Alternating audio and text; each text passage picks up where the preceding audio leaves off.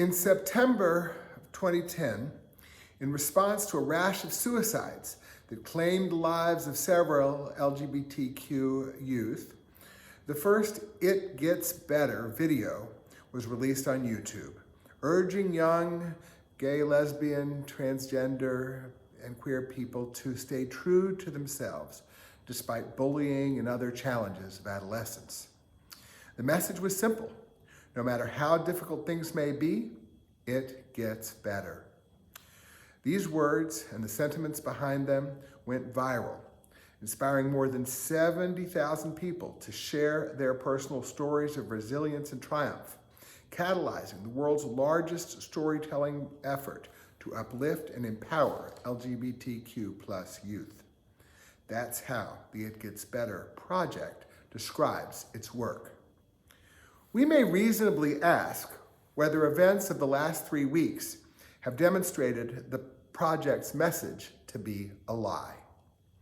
President Trump's executive orders have taken aim at evidence-based, gender-affirming medical care for young people, transgender men and women serving America in uniform, and social integration support for young people in transition.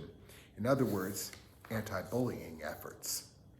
Worse, the president has forbidden the federal government from recognizing trans and non-binary folks for who they are, insisting that they be identified exclusively by the gender assigned at birth, with only 2 choices, male and female.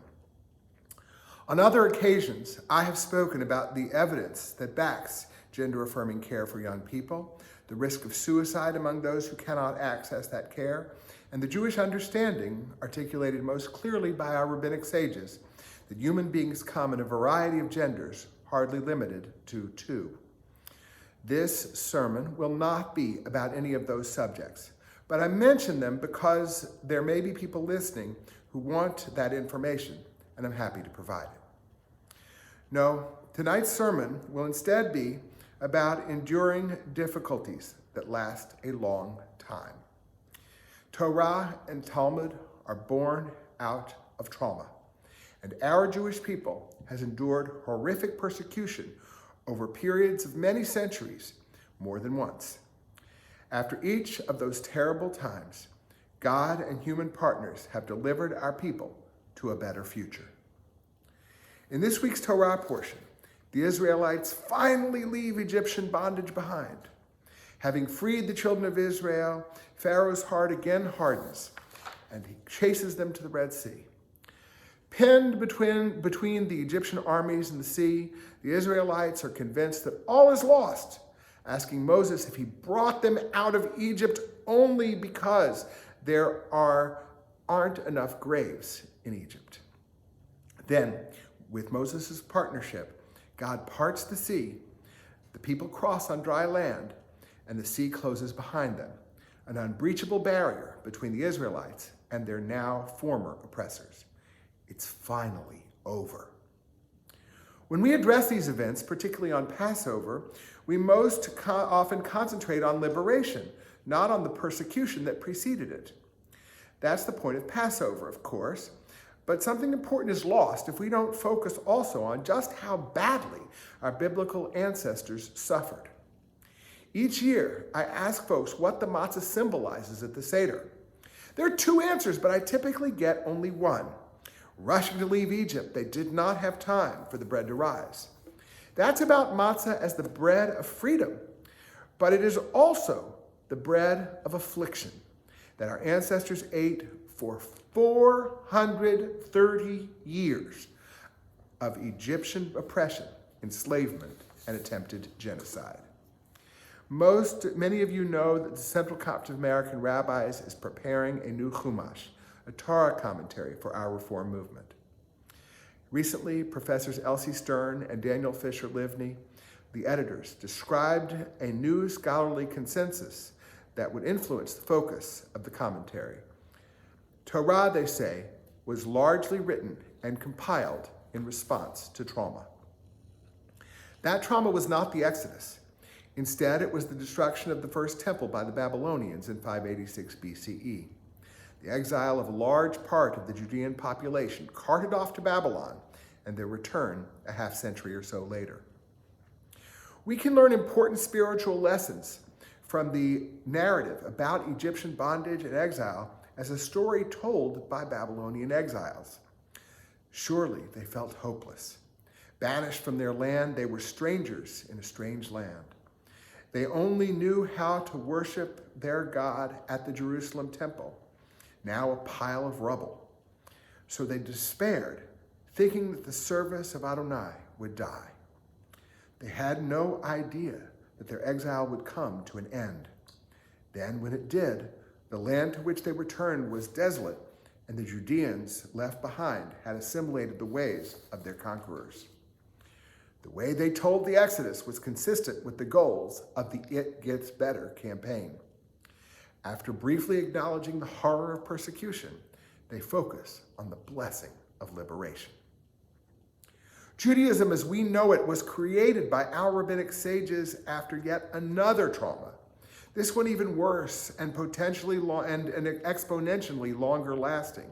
The destruction of the Second Temple by the Romans in the year 70 and the massacre of thousands of Judeans when they tried to retake their land 65 years later.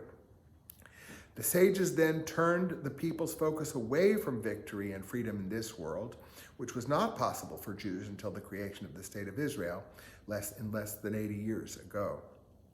For 1900 years, our people experienced it gets better only very rarely, but they never stopped dreaming and working toward a better future, a vision of messianic redemption. Even while perishing in Nazi gas chambers, many sang Ani Ma'amin, I believe with perfect faith that salvation will come.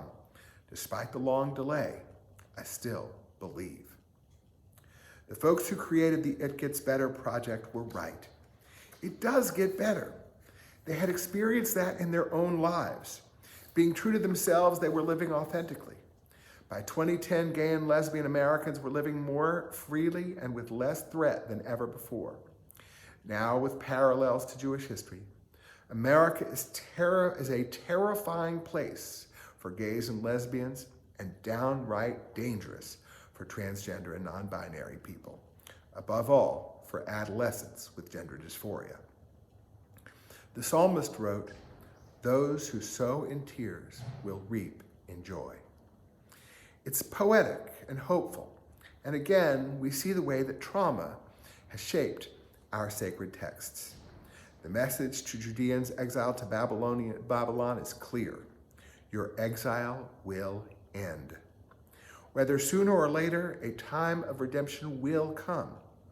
Rabbi Adin Steinsaltz adds another dimension, pointing out that planting requires hard work and tremendous effort, invariably accompanied by anxiety. Will the seeds bear fruit? But when harvest time comes, they rejoice with joyous song. Today we have to do hard work, and at this juncture, what exactly will be effective is not clear. We don't know which seed will sprout. The prophet Zechariah called our people prophets of hope, and so we plant our seeds of love and acceptance, of resistance to bigotry, and of loving care for one another. Then, without waiting 1900 or even just plain old 19 years, let us once again affirm, it gets better.